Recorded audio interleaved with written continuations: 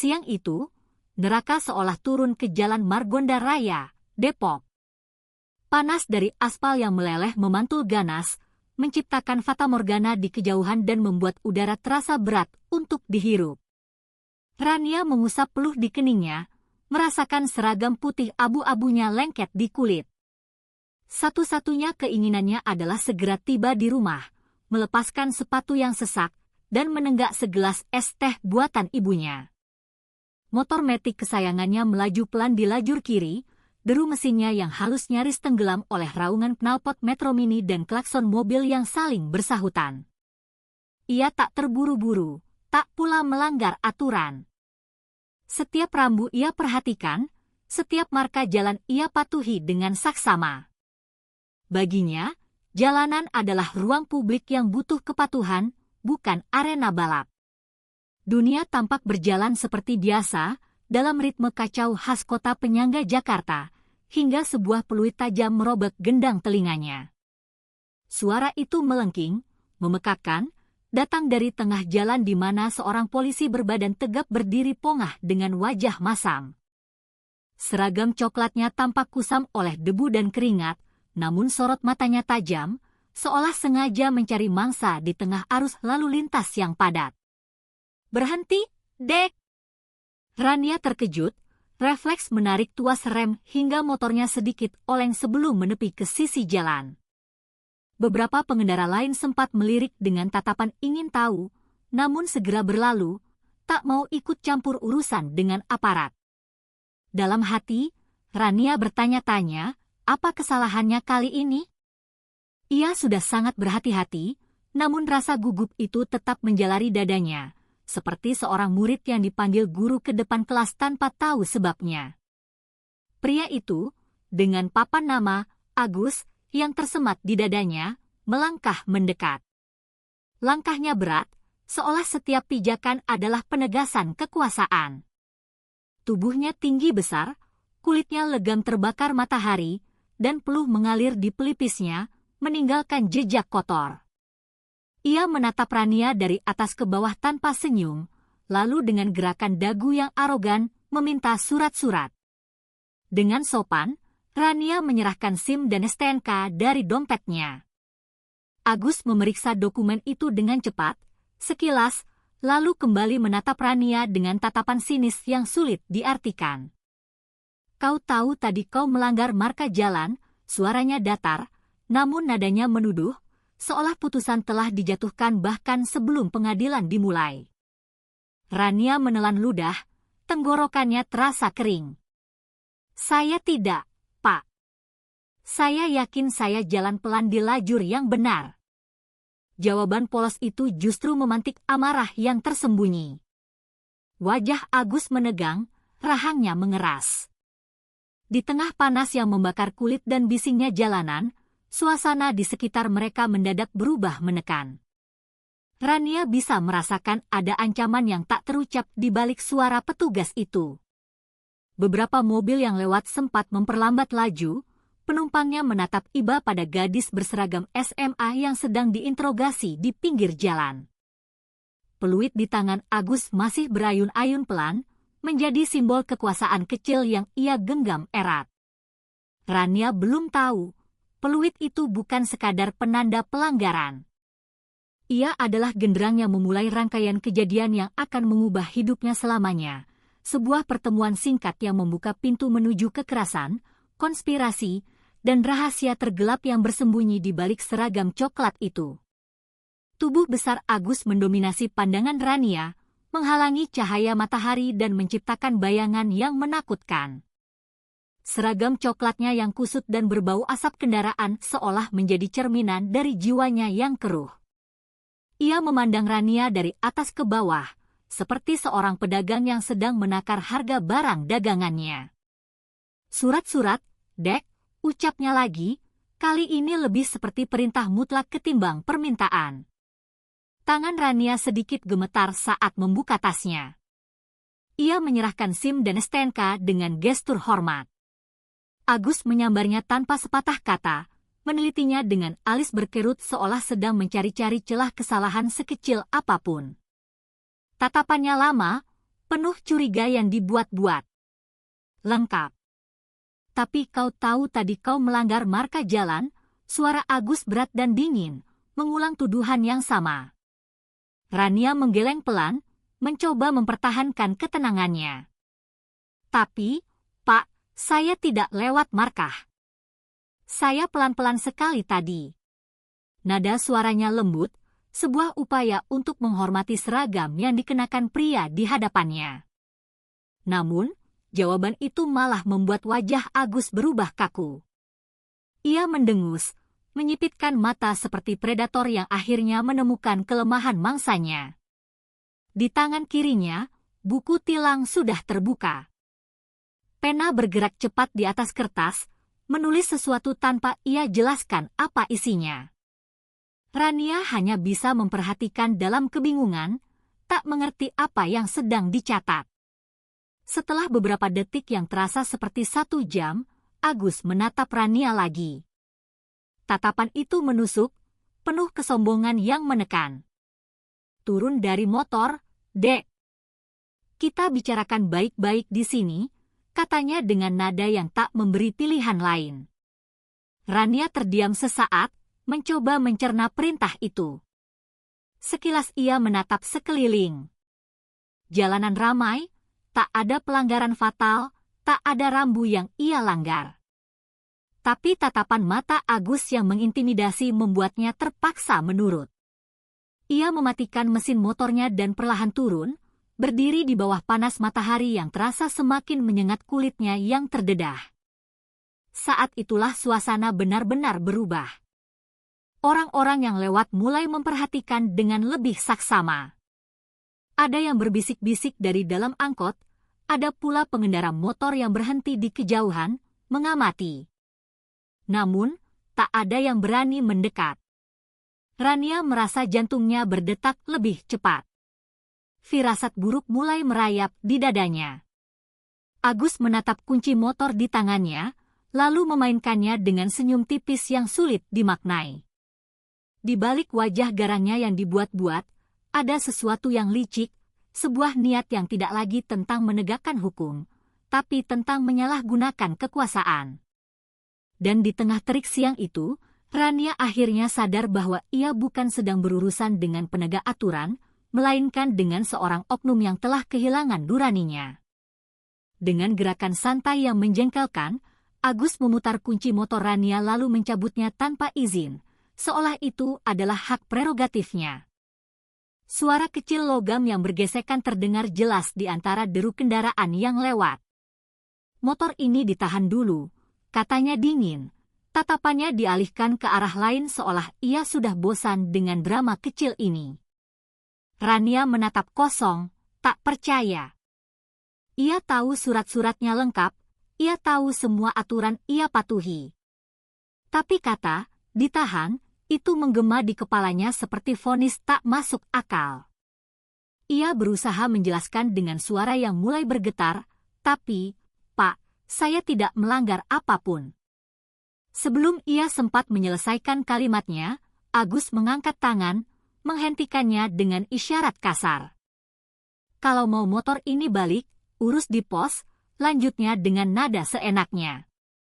Rania bisa merasakan ada yang sangat janggal. Cara bicara Agus berubah, tidak lagi resmi seperti seorang penegak hukum, tapi lebih mirip preman pasar yang sedang menegosiasikan barang rampasan. Ia melangkah mendekat, sengaja menurunkan suaranya hingga hanya mereka berdua yang bisa mendengar bisikan beracunnya. Atau kalau mau cepat, bayar 1 juta sekarang. Kalimat itu meluncur pelan, namun dampaknya menghantam Rania seperti pukulan godam. Ia membeku.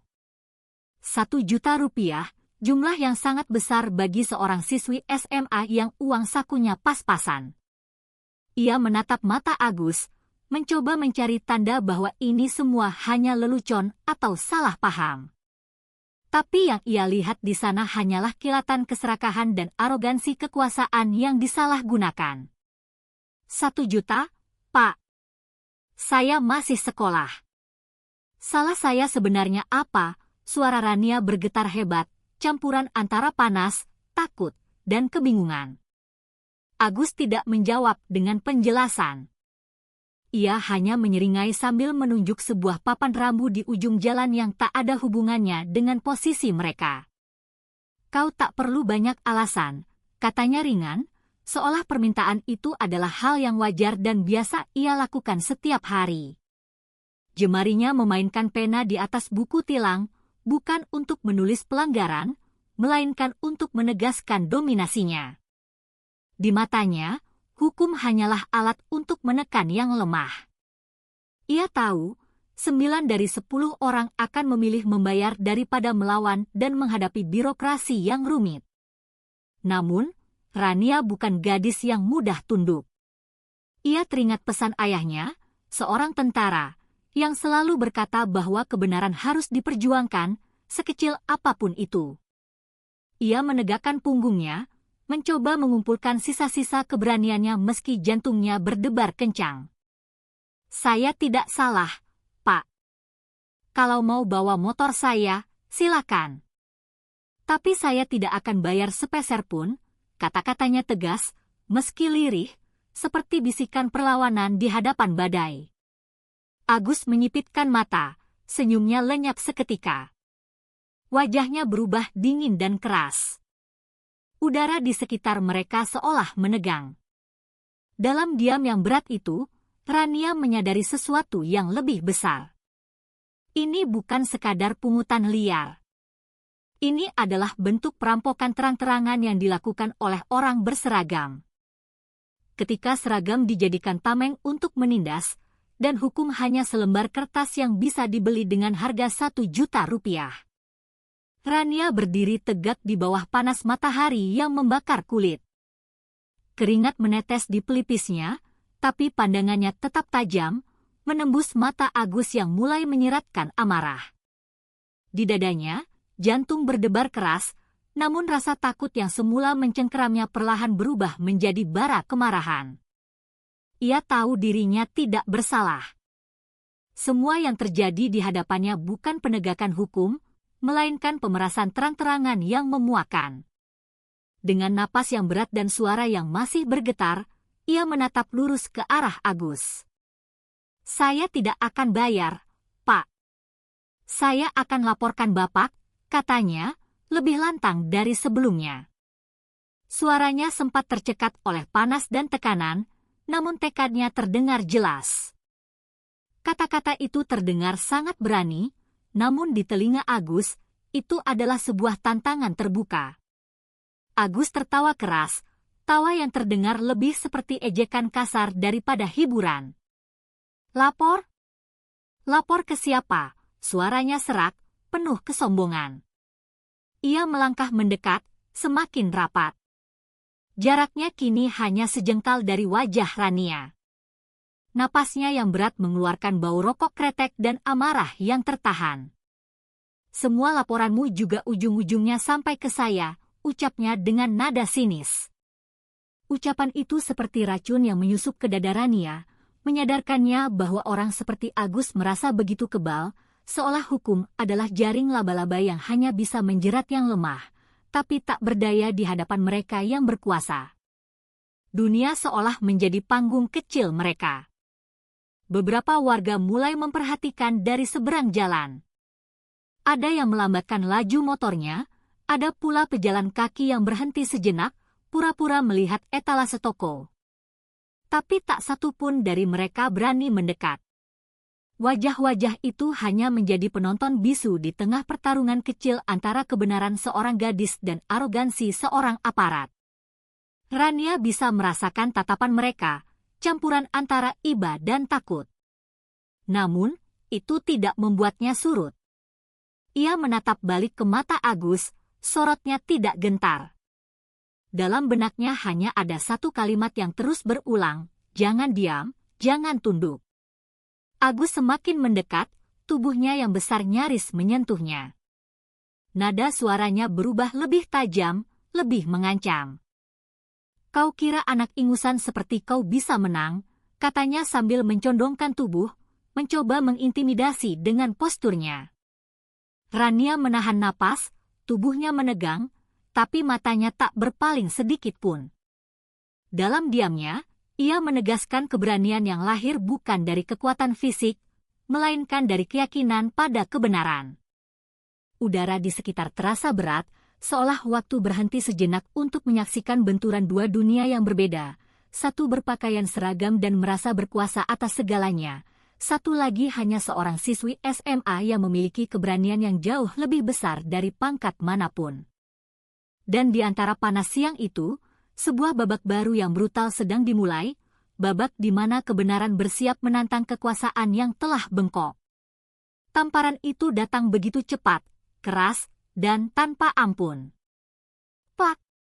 Suaranya memecah udara panas siang itu, lebih keras dari klakson manapun, menggema di antara deru kendaraan yang melintas. Kepala Rania terpelanting ke samping, kacamata yang ia kenakan terbang dan jatuh pecah di aspal. Tubuhnya goyah, lalu rubuh ke aspal yang panasnya membakar kulit lengannya. Bibirnya pecah, dan setetes darah mengalir, membasahi dagu dan kerah seragamnya yang putih bersih. Dunia di sekitarnya terasa berputar. Suara peluit, klakson, dan teriakan samar-samar bercampur menjadi satu dengungan yang menyakitkan. Tapi yang paling menyakitkan bukanlah rasa perih di pipi atau panas di lengannya, melainkan kenyataan pahit bahwa ia baru saja dipukul oleh orang yang seharusnya melindungi warga. Wajahnya menunduk, napasnya tercekat, tapi di dalam dadanya, bara kemarahan itu kini telah menyala menjadi api. Agus tidak memberinya kesempatan untuk bangkit. Dengan kasar, ia menarik kerah baju Rania, menyeretnya seperti barang tak berharga. Dalam sekejap, tubuh mungil gadis itu terangkat, dijungkir balikan hingga kepalanya di bawah dan kakinya di atas. Pemandangan itu begitu absurd dan kejam, sebuah tontonan mengerikan bagi orang-orang yang haus kekuasaan. Suara tawa meledak dari dua polisi lain yang sedari tadi hanya menonton di belakang Agus. Mereka menertawakan Rania tanpa rasa iba sedikit pun.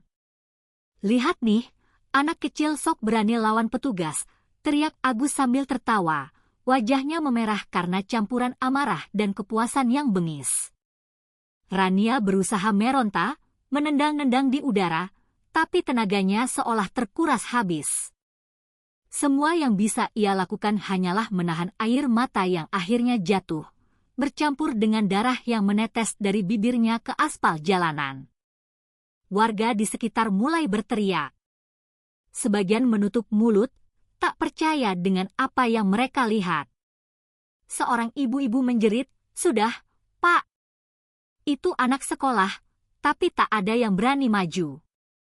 Beberapa orang justru mengeluarkan ponsel mereka, merekam adegan keji itu dari kejauhan, menciptakan saksi digital yang abadi.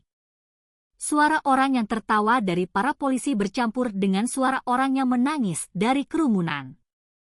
Di tengah hiruk-pikuk itu, Rania akhirnya dilepaskan. Tubuhnya terhempas ke tanah seperti karung kosong.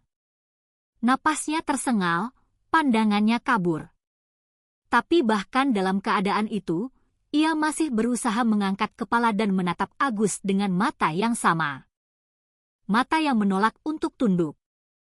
Agus balas menatapnya, lalu dengan sengaja menendang spion motor Rania hingga patah.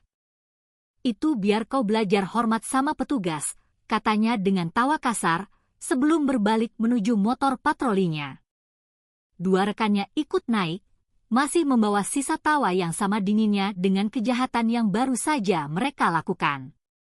Motor patroli mereka melaju kencang, meninggalkan tempat kejadian, meninggalkan debu, darah, dan trauma yang mendalam di tengah jalan yang kini perlahan menjadi hening. Rania terbaring di sana.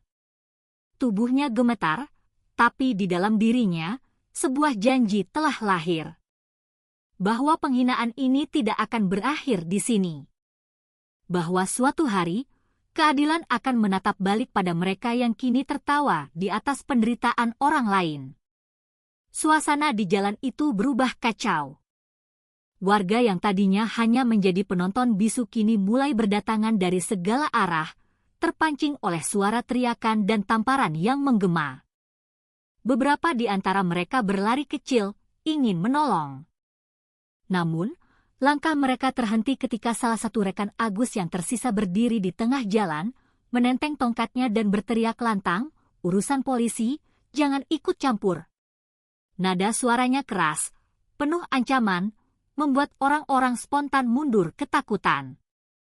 Namun, mata mereka tetap terpaku pada Rania yang kini terbaring tak berdaya di aspal. Wajahnya berlumur debu dan darah. Seseorang di antara kerumunan itu, seorang pemuda berkemeja flanel, menggenggam ponselnya erat-erat di balik dada. Ia diam-diam terus merekam, berharap ada bukti yang tak terbantahkan saat kebenaran nanti dibutuhkan. Di tengah teriknya siang dan hiruk-pikuk kendaraan yang melambat, Rania tak lagi bergerak. Tubuh mungilnya tampak lemah, seragamnya kusut dan kotor. Ia pingsan, kehilangan kesadaran setelah tubuhnya dibanting seperti benda tak bernilai. Beberapa warga menjerit pelan. Ada pula bapak-bapak yang menunduk, tak sanggup melihat perlakuan sekejam itu terhadap seorang gadis berseragam sekolah. Tapi Agus dan rekan-rekannya tidak peduli. Wajah mereka tetap dingin, mata mereka menatap kosong seolah yang terbaring di hadapan mereka bukanlah manusia. Sebelum pergi, Agus bahkan meludah ke tanah dengan ekspresi puas. Seorang pria tua dengan topi lusuh menggertakkan giginya sambil berbisik kepada orang di sebelahnya, "Ini bukan penegakan hukum, ini penghinaan." Tapi ketakutan jauh lebih kuat daripada keberanian. Tak ada yang berani melawan. Mereka tahu, di kota ini, orang yang terlalu berani bicara bisa tiba-tiba menghilang tanpa jejak. Jalanan yang tadi ramai kini terasa mencekam, seperti panggung kecil tempat kekuasaan mempertontonkan arogansinya di hadapan rakyat yang tak berdaya. Beberapa menit kemudian, suara knalpot motor patroli meraung. Agus dan dua rekannya pergi begitu saja, meninggalkan kerumunan yang terdiam dan debu yang berterbangan menutupi tubuh Rania yang tergeletak lemah. Begitu mereka hilang dari pandangan, seorang ibu berlari mendekat sambil menangis, mencoba mengangkat kepala gadis itu ke pangkuannya. Sementara warga lain mulai berdatangan, memberi air mineral dan kain untuk membersihkan lukanya. Wajah-wajah mereka penuh dengan kemarahan yang tertahan. Kemarahan terhadap ketidakadilan yang mereka saksikan sendiri, namun tak mampu mereka hentikan. Dan di antara tatapan iba itu, pemuda berkemeja flanel tadi, dengan tangan gemetar, diam-diam menekan tombol unggah. Mengirimkan percikan pertama dari api besar yang akan segera mengguncang kota ini. Beberapa jam setelah kejadian itu, kota mendadak gempar. Dunia maya meledak. Sebuah potongan video berdurasi 2 menit, direkam dengan kamera ponsel yang sedikit goyang, menyebar seperti api di padang kering. Dalam rekaman itu, terlihat jelas seorang gadis berseragam putih abu-abu ditampar, dijungkir balikan, lalu dibanting oleh seorang polisi berbadan besar di tengah jalan raya yang ramai. Wajahnya yang berdarah, seragamnya yang kotor, dan tawa para petugas menjadi kontras yang mengerikan. Teks yang menyertai video itu sederhana tapi menusuk. Siswi SMA dipermalukan polisi di siang bolong. Di mana keadilan? Dalam hitungan jam, video itu menembus jutaan tayangan. Ribuan komentar berisi kutukan dan amarah membanjiri setiap platform media sosial. Tagar keadilan untuk Rania menjadi trending topik nasional. Dunia digital menjerit, suaranya jauh lebih keras daripada suara siapapun di lokasi kejadian.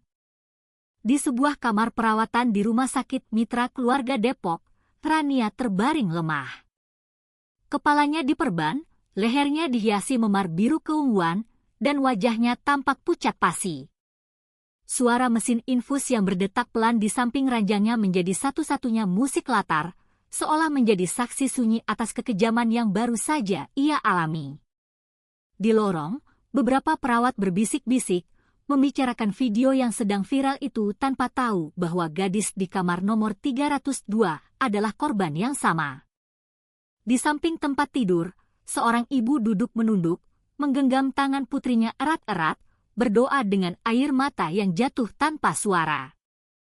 Dunia luar mungkin heboh, tapi di ruangan itu hanya ada keheningan, rasa sakit, dan doa yang tak putus. Sementara itu, di sisi lain kota, di sebuah ruang kerja yang rapi dan berwibawa di markas besar TNI Cilangkap, seorang pria paruh baya sedang duduk terdiam. Telepon genggamnya di atas meja bergetar tanpa henti. Pesan demi pesan masuk dari rekan, ajudan, dan sahabat. Tapi ia tak membacanya. Matanya terpaku pada layar ponselnya yang menampilkan video yang sama. Wajah anak perempuannya terpampang jelas, penuh luka dan air mata. Letnan Jenderal TNI Jamal Prasetyo menatap layar itu lama, seolah tak percaya. Napasnya tertahan, dan tangannya yang kekar mengepal kuat di atas meja kayu jati yang besar hingga buku-buku jarinya memutih. "Anakku," bisiknya pelan. Nadanya bukan sedih, melainkan bergetar oleh amarah yang luar biasa besar yang sedang ia tahan dengan seluruh kekuatan disiplin militernya. Selama ini, Jamal dikenal sebagai jenderal yang dingin, tegas, dan nyaris tak pernah menunjukkan emosi. Namun kali ini, rahangnya mengeras, matanya memerah, dan seluruh tubuhnya bergetar menahan bara yang siap meledak. Ia menatap layar ponsel sekali lagi, memutar ulang adegan saat tubuh putrinya dihempaskan ke aspal. Dalam sekejap, citra seorang jenderal yang disegani luntur, digantikan oleh naluri seorang ayah yang terluka. Ia berdiri, membuka laci meja, dan mengambil topi dinasnya. Langkahnya berat tapi pasti. Tak ada kata lain yang keluar dari bibirnya, hanya sebuah janji yang terpatri di dalam hati. Siapapun yang telah menyentuh darah dagingnya akan menanggung akibat yang setimpal. Langkah sepatu bot Jamal bergemuruh di lorong rumah sakit yang steril, bunyinya seperti hentakan komando di lapangan perang. Seragam dinasnya masih lengkap, tanda pangkat bintang 3 di pundaknya berkilauan di bawah lampu neon. Tatapan orang-orang yang melihatnya, perawat, dokter, pengunjung, langsung menunduk hormat sekaligus gentar. Mereka tahu siapa yang datang. Di wajah Jamal tidak ada senyum, hanya ketegangan pekat yang membuat udara di sekitarnya terasa dingin. Ia berjalan cepat menuju ruang perawatan, melewati staf rumah sakit yang segera memberi jalan tanpa diminta. Saat pintu kamar 302 terbuka, pemandangan di dalamnya menghantam hatinya lebih keras dari peluru manapun. Putrinya, gadis kecil yang dulu setiap pagi ia antar ke sekolah, kini terbaring lemah dengan perban melingkar di kepala dan bibir yang pecah berdarah. Rania membuka matanya perlahan. Tubuhnya masih gemetar menahan sakit dan trauma. Saat melihat sosok ayahnya berdiri gagah di ambang pintu, air matanya langsung jatuh tanpa bisa dibendung. "Ayah," suaranya nyaris tak terdengar, serak dan penuh isak. Jamal mendekat. Ia menunduk di sisi ranjang, menggenggam tangan anaknya erat-erat. Genggaman itu penuh kasih sayang, tapi juga menahan amarah membara yang tersembunyi di balik ketenangan wajahnya yang terlatih. "Ceritakan semuanya pada ayah," ucapnya pelan namun tegas. Rania terisak, tapi tetap berusaha menjelaskan. Tentang peluit yang menghentikannya, tentang tuduhan palsu, permintaan uang 1 juta, hingga tamparan brutal dan penghinaan di tengah jalan yang ramai. Setiap kata yang keluar dari mulut Rania terasa seperti bilah pisau yang menggores hati Jamal. Mata sang jenderal berair, tapi suaranya tetap tenang. Ia tidak berteriak, tidak mengutuk, hanya diam menatap wajah anaknya yang pucat dan lemah. "Siapa nama polisi itu?" tanyanya pelan, nyaris berbisik. Rania mengusap air matanya dengan punggung tangan dan menjawab dengan suara gemetar. "Agus, ayah." Di papan namanya tertulis Agus. Hening menyelimuti ruangan selama beberapa detik. Tatapan Jamal perlahan berubah, dari seorang ayah yang berduka menjadi seorang prajurit yang siap berperang. Sorot matanya setajam baja yang baru diasah. Ia melepaskan genggaman tangan anaknya, berdiri tegak, dan membetulkan posisi topinya dengan gerakan singkat. Udara di ruangan itu seketika menjadi berat dan tegang. Bahkan suara mesin infus pun terdengar begitu jelas di antara keheningan yang mencekam itu. Satu kalimat keluar dari bibir Jamal, dingin dan berat seperti sebuah vonis. Dia sudah salah memilih lawan. Tak ada nada tinggi, tak ada teriakan. Hanya ketenangan mematikan dari seorang ayah sekaligus prajurit yang hatinya baru saja disobek oleh ketidakadilan. Ia berbalik, meninggalkan kamar tanpa menoleh lagi. Langkahnya mantap dan berirama. Para perawat yang berpapasan dengannya di koridor sontak menunduk, merasakan aura amarah yang begitu kuat meski tanpa kata. Di balik ketenangan itu, sesuatu telah terbakar. Amarah seorang ayah, yang ketika tersulut, tak ada kekuasaan manapun yang mampu menghentikannya. Sore itu, langit mulai memerah saga ketika mobil dinas berwarna hijau tua berhenti tepat di depan gerbang Polres Metro Depok. Pintu terbuka dengan keras, dan Letnan Jenderal Jamal Prasetyo turun dengan langkah berat tapi teratur. Seragamnya lengkap, topi dinasnya dikenakan sempurna. Para anggota polisi yang sedang berjaga di halaman spontan berdiri tegak dan memberi hormat, namun tak ada satupun yang berani menyapa. Aura militernya yang pekat menekan udara di sekitar, membuat suasana yang tadinya santai mendadak senyap dan tegang. Langkah Jamal bergema di lantai semen menuju pintu utama, tegas dan pasti, seperti genderang perang yang menandai awal sebuah konfrontasi. Setibanya di dalam, semua mata tertuju padanya. Para petugas di meja pelayanan menunduk, sebagian pura-pura sibuk mengetik di komputer, tapi tangan mereka gemetar. Jamal mendekati meja depan, suaranya rendah namun tajam seperti bilah pisau. Saya mau bertemu dengan anggota Anda yang bernama Agus Santoso. Petugas yang duduk di balik meja menelan ludah, lalu menjawab dengan gugup. Maaf, Pak Jenderal Bribka Agus tidak masuk hari ini. Jamal memiringkan kepalanya sedikit, matanya menatap lurus, menembus jiwa petugas muda itu. Tidak masuk, ulangnya dengan nada datar yang justru terdengar lebih menakutkan daripada teriakan. Setelah memukul putri saya, dia mengambil cuti. Ruangan itu mendadak terasa sesak. Semua orang menahan napas. Suara kipas angin di langit-langit yang berputar pelan menjadi satu-satunya bunyi yang terdengar, seolah waktu ikut menunggu apa yang akan terjadi selanjutnya. Jamal menatap satu persatu wajah polisi di hadapannya, mencari tanda-tanda ketakutan dan kebohongan. Tak ada yang berani menatap balik. Di sudut ruangan, seorang anggota baru bahkan hampir menjatuhkan tumpukan berkas dari tangannya. Keheningan itu akhirnya pecah ketika suara pintu dari ruangan sebelah terbuka. Seorang pria berpangkat lebih tinggi keluar dengan langkah tenang, mengenakan seragam coklat yang disetrika rapi. Selamat sore, Pak Jenderal, ucapnya sopan sambil menunduk sedikit. Saya Komisaris Polisi Gatot Suproto, kepala kantor ini.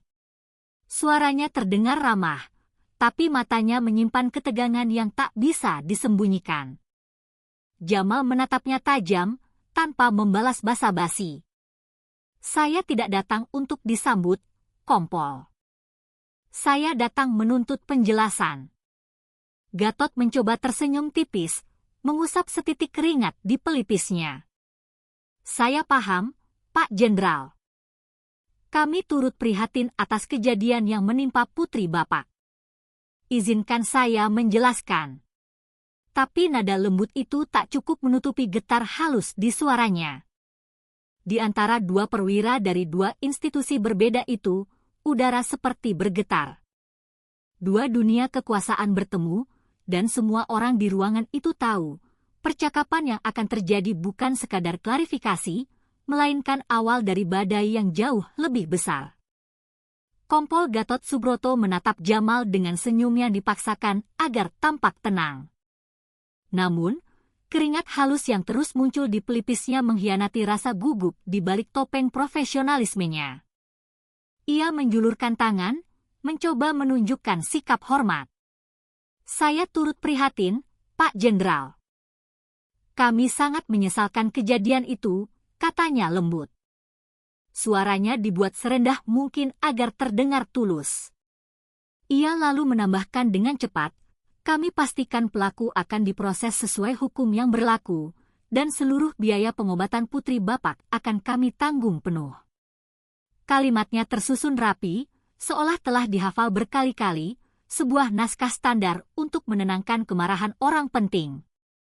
Tapi di mata Jamal, seorang pria yang telah menghabiskan hidupnya di medan perang dan politik, semua itu terdengar seperti naskah usang dari sebuah drama kepalsuan.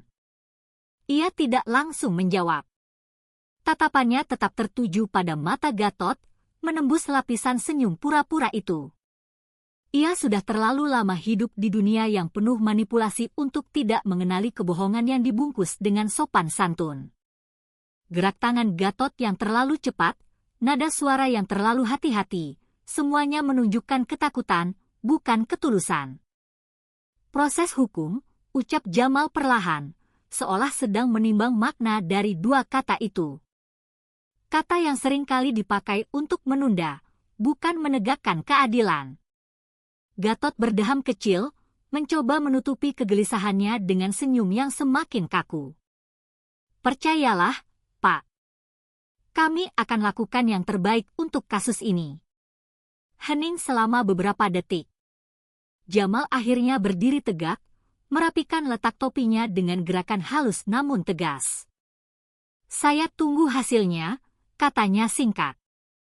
Kalimat sederhana itu, diucapkan dengan nada dinginnya, justru terasa seperti sebuah ultimatum. Ia melangkah menuju pintu, meninggalkan aroma ketegangan di ruangan yang sebelumnya tenang. Gatot mengikutinya dengan tatapan was-was, lalu begitu Jamal berbalik, ia melirik diam-diam ke arah dua anak buahnya di pojok ruangan. Tatapan mata mereka saling bertukar pesan yang tak terucap. Ada sesuatu yang harus segera disembunyikan sebelum jenderal itu kembali dengan kekuatan penuh. Begitu keluar dari ruangan, Jamal berhenti sejenak di halaman kantor polisi. Matanya menatap papan nama besar bertuliskan Polres Metro Depok. Cahaya matahari sore memantul di huruf-huruf logam itu, seolah menegaskan ironi yang tajam. Tempat yang seharusnya menjadi benteng hukum kini menjadi panggung bagi kebohongan dan kepengecutan. Jamal menarik napas panjang, menahan amarah yang mendidih di dadanya. Ia tahu janji Gatot hanyalah tameng. Di balik senyum lembut itu, tersembunyi sesuatu yang jauh lebih busuk daripada sekedar pelanggaran disiplin seorang anggota. Di matanya, bangunan itu tak lagi terlihat seperti kantor penegak hukum, melainkan sarang kegelapan yang menunggu untuk dibongkar. Langit sore mulai menggelap ketika Jamal melangkah keluar dari kantor polisi. Udara terasa berat, dan aroma debu bercampur bensin memenuhi hidungnya. Ia baru berjalan beberapa langkah dari pintu utama ketika suara langkah tergesa terdengar dari belakangnya. Sebelum ia sempat menoleh, sesuatu yang keras menghantam pelipisnya dengan suara tumpul yang brutal. Duk! Sebuah tongkat besi. Tubuhnya terhuyung, dunia berputar sesaat, dan darah hangat langsung mengalir dari sisi kepalanya, menetes ke kerah seragamnya yang masih rapi. Namun, Jamal tidak jatuh. Insting seorang prajurit yang telah ditempa puluhan tahun membuatnya tetap berdiri tegak. Dengan cepat, ia memutar badan, tatapannya yang tadi tegang kini berubah tajam seperti bilah baja. Di hadapannya, berdiri Agus. Wajahnya merah padam, penuh kebencian. Matanya liar seperti binatang yang kehilangan kendali. Tangan kanannya menggenggam tongkat besi yang tadi ia gunakan, sementara napasnya memburu. "Kau pikir bisa seenaknya datang ke sini?" "Hah!" teriaknya dengan suara parau. Nadanya penuh dendam dan rasa terhina.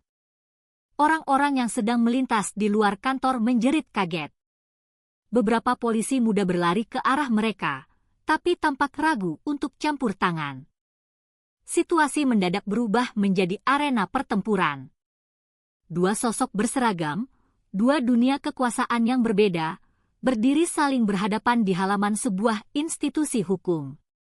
Jamal mengusap darah di pelipisnya dengan punggung tangan, matanya menatap tajam tanpa gentar sedikit pun. Kau memukul putriku tanpa alasan. Sekarang kau memukulku juga, suaranya datar, tapi bergetar oleh emosi yang tertahan. Kau tidak pantas memakai seragam itu. Kalimat itu meluncur tenang, namun setajam pedang. Dalam sekejap, Jamal melangkah maju. Bukan dengan gerakan brutal, melainkan dengan satu pukulan cepat dan terukur yang menghantam rahang Agus.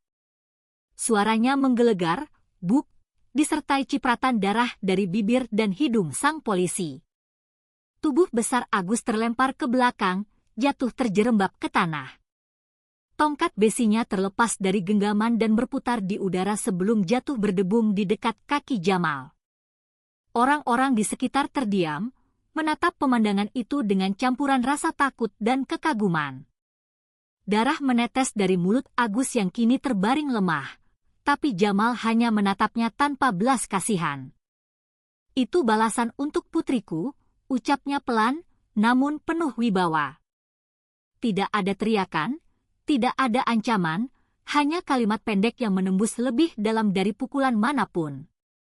Suasana membeku. Dalam hening itu, semua orang tahu ini bukan sekadar perkelahian. Ini adalah simbol bahwa ada batas yang tak boleh dilanggar, bahkan oleh mereka yang merasa kebal hukum karena seragamnya. Namun, jauh di balik pandangan warga yang terpukau, sepasang mata lain mengintai dari jendela lantai 2 kantor polisi. Gatot menatap kejadian itu dengan senyum samar yang penuh teka-teki. Pertarungan ini, rupanya, baru saja dimulai sesuai rencananya. Suasana di halaman kantor polisi berubah kacau dalam hitungan detik. Setelah pukulan telak Jamal menghantam wajah Agus, beberapa polisi berlari keluar. Tapi bukan untuk menangkap Agus yang jelas-jelas melakukan penyerangan. Mereka justru bergerak serempak menuju Jamal, berusaha menahannya dengan dalih prosedur. "Tolong tenang, Pak Jenderal.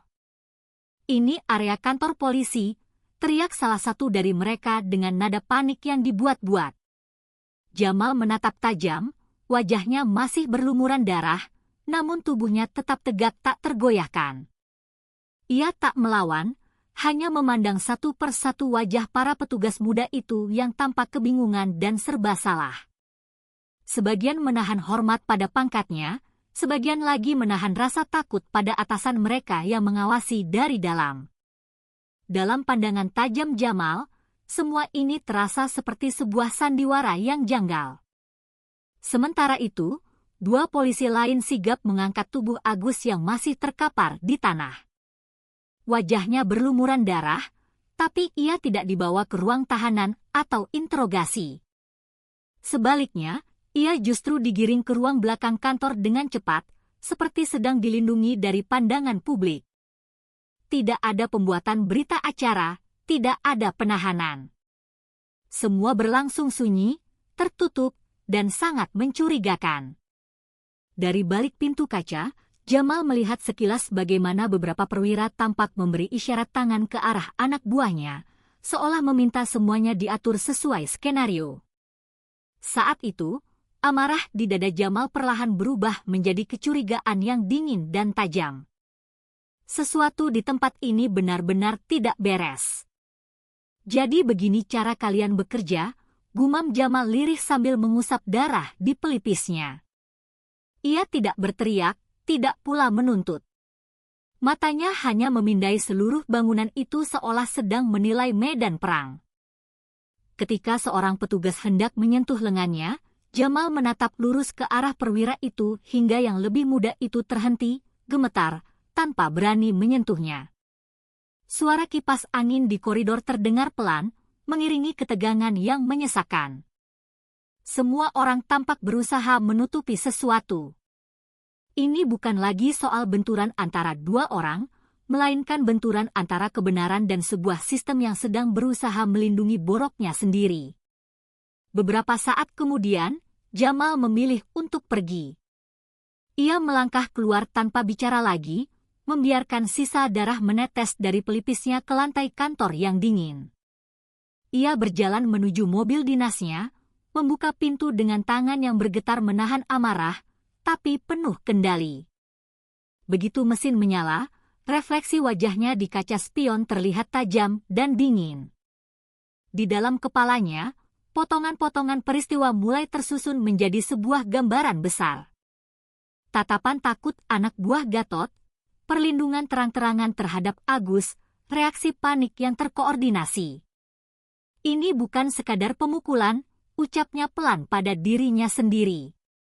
Matanya menatap lurus ke jalanan sore yang mulai gelap. Ini bukan tentang Agus lagi. Ini tentang sistem yang sudah busuk hingga ke akarnya. Dan untuk pertama kalinya, Jamal sadar, pertempuran yang akan ia hadapi tidak lagi berada di medan perang terbuka, melainkan di jantung kekuasaan itu sendiri, melawan musuh yang tak terlihat. Beberapa hari berlalu sejak insiden di kantor polisi. Suasana rumah sakit tempat Rania dirawat masih diselimuti ketegangan. Fisik gadis itu perlahan membaik, tapi luka batin di matanya belum memudar. Setiap kali terbangun dari tidurnya yang gelisah, ia selalu menatap kosong ke langit-langit, seolah bayangan peluit tajam dan tamparan keras itu masih terulang di benaknya. Jamal duduk di kursi pojok ruangan, diam tanpa banyak bicara. Seragam kebesarannya kini tergantung di lemari, digantikan pakaian sipil biasa. Tapi aura militernya tetap terasa kuat, mengisi ruangan dengan keheningan yang berat. Ia menatap putrinya dengan perasaan campur aduk antara sedih dan marah. Bukan hanya karena luka fisik yang dilihatnya, tapi karena firasat kuat bahwa semua ini belum berakhir. Sore itu, ketika cahaya matahari keemasan mulai menembus tirai jendela, seorang pria muda datang diam-diam ke rumah sakit. Wajahnya tampak gelisah, matanya terus melirik ke kanan dan ke kiri sebelum memberanikan diri mendekati Jamal. Ia adalah pemuda berkemeja flanel yang sempat merekam kejadian di jalan waktu itu. Dengan suara pelan, ia berkata, "Pak, saya tahu Bapak tentara. Ada sesuatu yang Bapak harus lihat." Dari saku jaketnya, ia mengeluarkan sebuah flash disk kecil berwarna hitam. Tangannya gemetar saat menyerahkannya pada Jamal. Video yang viral itu cuma potongan, Pak. Yang ini versi aslinya, 7 menit penuh.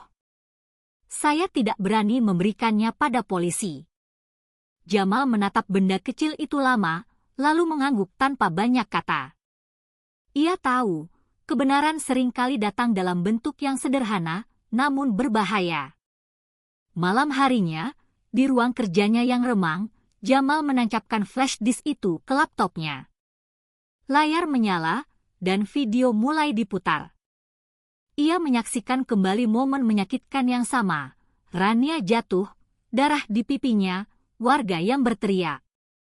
Tapi di menit keempat, sesuatu yang tidak pernah dilihat publik muncul.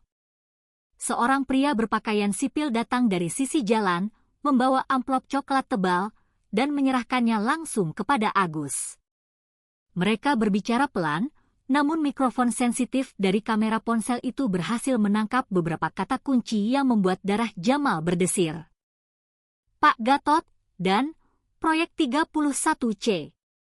Wajah Jamal menegang, napasnya menjadi berat.